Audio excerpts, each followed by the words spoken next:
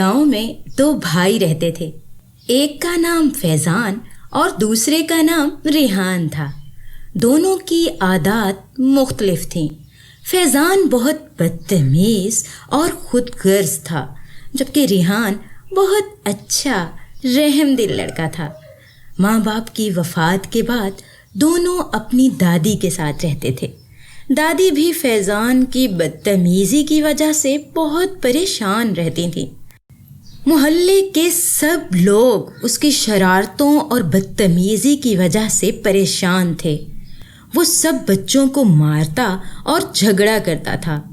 रिहान अपनी पढ़ाई पर तवज्जो देता, हर एक की मदद करता। मोहल्ले के सब लोग उसकी तारीफ करते थे। एक दिन स्कूल से वापसी पर रिहान को एक बिल्ली नजर आई जो बहुत जख्मी हालत में थी। वो रुक के बिल्ली को देख रहा था। अरे रेहान, क्या देख रहे हो? देखो, ये कितनी जख्मी है, हमें इसकी मदद करनी चाहिए। और कितने जानवर मरते हैं, ये भी मर जाएगी। चलो जल्दी घर चलें। नहीं नहीं, मैं इसको इस हालत में छोड़कर नहीं जा सकता। वो बिल्ली को पकड़कर घर ले आता है, इसके जख्मों पर हल्दी लगाता है और पट्टी कर देता है, उसको खाने पीने को देता है। इस तरह बिल्ली तंदुरुस्त हो जाती है। रिहान बिल्ली के साथ और बिल्ली रिहान के साथ बहुत मानूस हो चुकी थी। उनकी दादी भी बिल्ली का ख्याल रखने लगी थी। एक दिन फैज़ान और रिहान स्कूल से वापस आए तो बिल्ली कहीं दिखाई न दी। दादी जान, मानो कहाँ है? अरे बेटा, तुम्हारे कमरे में गई थी, उसके बाद मैंने नहीं देखा, अंदर ही होगी। दादी जान, वो कमरे में नहीं है, मैंने हर जगह तलाश किया, वो घर पर नहीं है। रिहान बहुत परेशानी में बोला। फैज़ान दबी दबी हंसी के साथ, अरे यार छोड़ो, एक बिल्ली के लिए कोई इतना परेशान होता है क्या? चलो आओ खाना खाते हैं। नहीं, मैं मानो के बगैर खाना नहीं खाऊंगा। रिहान बिल्ली तलाश करने के लिए बाहर चला जाता है। दोपहर से शाम और शाम से रात हो गई। बिल्ली का कुछ पता न चला। वो थक हार के सोफे पर बैठ गया और सो गया। अचानक उसे म्याऊ म्याऊ की आवाज आती है। रिहान देखता है बिल्ली उसके सामने थी। जैसे ही वो बिल्ली को पकड़ने लगता है, वो एक परी बन जाती है। रिहान बहुत हैरान हो जाता है। रिहान, तुमने मेरी बहुत मदद की। अगर तुम उस दिन मेरी जान ना बचाते तो मैं आज उस जादूगरनी से अपना बदला ना ले पाती, जिसने मुझे बिल्ली बना दिया था। क्या तुम एक परी हो? वाकई?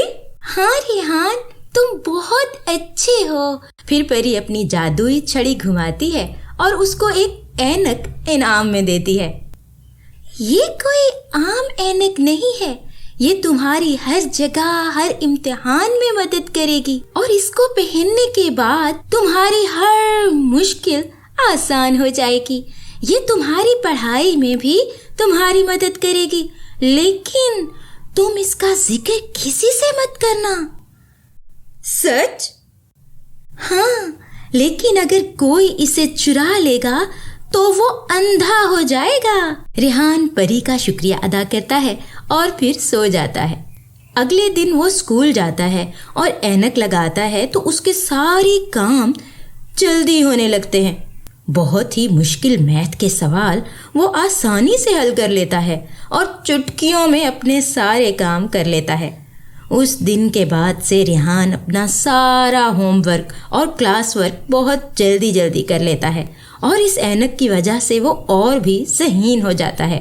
मगर एक दिन फैज़ान देख लेता है कि वो ऐनक किस तरह रिहान की मदद करती है। तो ये बात है, जब ये ऐनक लगाता है तो सब काम इतनी तेजी से कर लेता है और पढ़ाई में भी अच्छा हो गया है। रिहान वो ऐनक मेज पर रखकर वॉशरूम जाता है तो फैज़ान छुप के उसके कमरे में आता है। वो ऐनक लेकर भाग जाता है, अपना कमरा लॉक कर लेता है और ऐनक लगा लेता है। फैजान, फैजान, मेरी आंखें, मेरी आंखें। रेहान भाग के उसके कमरे की तरफ आता है, लेकिन कमरा अंदर से लॉक था। अरे, तुमने मेरी ऐनक तो नहीं लगा ली? रेहान जल्दी से लॉक तोड़कर अंदर आ जाता है। तुमने ऐनक क्यों चुराई? भाई, भाई, भाई, मुझे कुछ दिखाई नहीं दे रहा भाई। वहाँ परी नमूदार हो जाती है। रेहान परी से कहता है, प्लीज मेरे भाई की आंखें ठीक कर दे।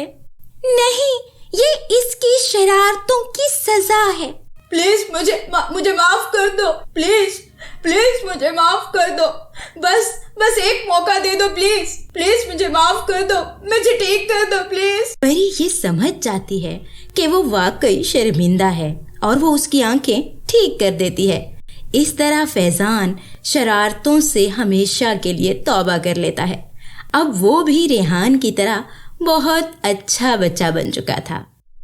तो फ्रेंड्स, कैसी लगी आपको हमारी आज की ये स्टोरी? हमें कमेंट्स में जरूर बताइए। अगर आपको हमारी आज की कहानी पसंद आई है तो वीडियो को लाइक कीजिए और चैनल को